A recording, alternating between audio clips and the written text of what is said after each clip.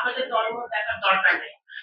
আপনাদের দেখার দরকার নেই কোন কে বিএনপি করে, কে আওয়ামী লীগ করে, কে জামাত করে। কেউ যদি দোষী হয় তাকে আপনার আইনের আওতায় আনেন, তার বিরুদ্ধে ব্যবস্থা নেন। আমাদের রমজান মাস চলছে, সবচেয়ে বেশি গুরুত্বপূর্ণ হচ্ছে আইন শৃঙ্খলার পরিস্থিতি স্বাভাবিক রাখা, ভালো রাখা, জনগণের মনে যাতে শান্তি থাকে, তারা যাতে রোজাটা সুন্দরভাবে পালন করতে পারে, সুন্দরভাবে ঈদ পালন করতে পারে, সেই জায়গাটা আমাদের খুবই জরুরি ভাবে আমাদের দৃষ্টিপাত করতে হবে। তৃতীয় হচ্ছে দ্রব্যমূল্য, যেটা আমরা ইতিমধ্যে কথা বলেছি, দ্রব্যমূল্য কিভাবে নিম্নমুখী রাখা যায় সেটা নিয়ে আপনাদের আলোচনা আজকে খুব একটা হয়নি, এরপর আপনারা আলোচনা করবেন। আমাদের কমার্স মিনিস্ট্রি থেকে শুরু করে যে সকল মন্ত্রণালয় এর সাথে কাজ করছে তারা ইতিমধ্যে কাজ শুরু করেছে এবং বিকাশ পেমেন্টে 10,000 টাকার বেশি অফার, শপিং চলছে তো।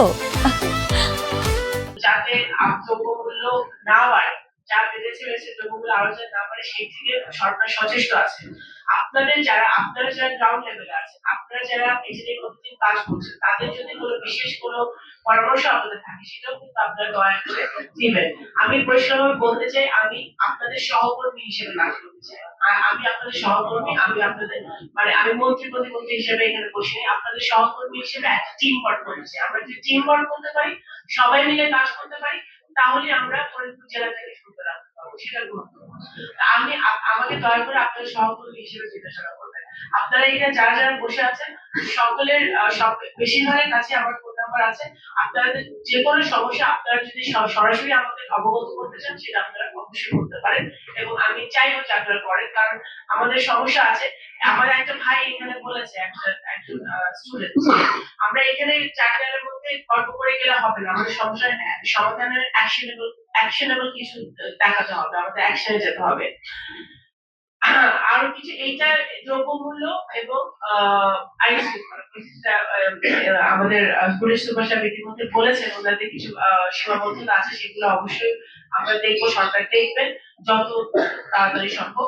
কিন্তু আমাদের আইন শৃঙ্খলা ব্যবস্থাকে স্বাভাবিক রাখতে হবে, সেটার জন্য যা যা করার দরকার, আপনাদের যা যা সহযোগিতা লাগে, প্রার্থী কোনো সহযোগিতা লাগে, সেটাও সরকার দেওয়া হবে, সরকার থেকে করা হবে, যদি আমাদের আইন শৃঙ্খলার ব্যবস্থা স্বাভাবিক রাখার স্বার্থে।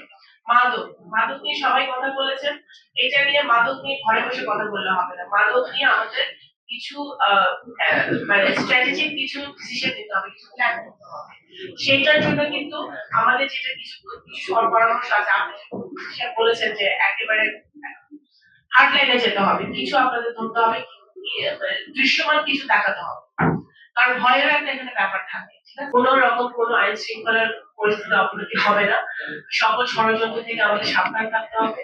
এবং আমি আপনাদের প্রশাসনকে অনুরোধ করবো যে আপনারা শুধু একটা দল না, কারণ এখানে এখানে যখন আইন শৃঙ্খলার কথা আসে, তখন কিন্তু আপনাদের হার্ড লাইনে যাবে। প্রাইম মিনিস্টার কিন্তু is definitely on hard line আইন শৃঙ্খলা। আপনাদের দলমত দেখার দরকার নেই, আপনাদের দেখার দরকার নেই কোন কে বিএনপি করে, কে আওয়ামী লীগ করে, কে জামাত করে। কেউ যদি দোষী হয় তাকে আপনার আইনের আওতায় আনেন, তার বিরুদ্ধে ব্যবস্থা নেন, এবং সেটাই কিন্তু আমাদের সরকারের স্ট্যান্ড।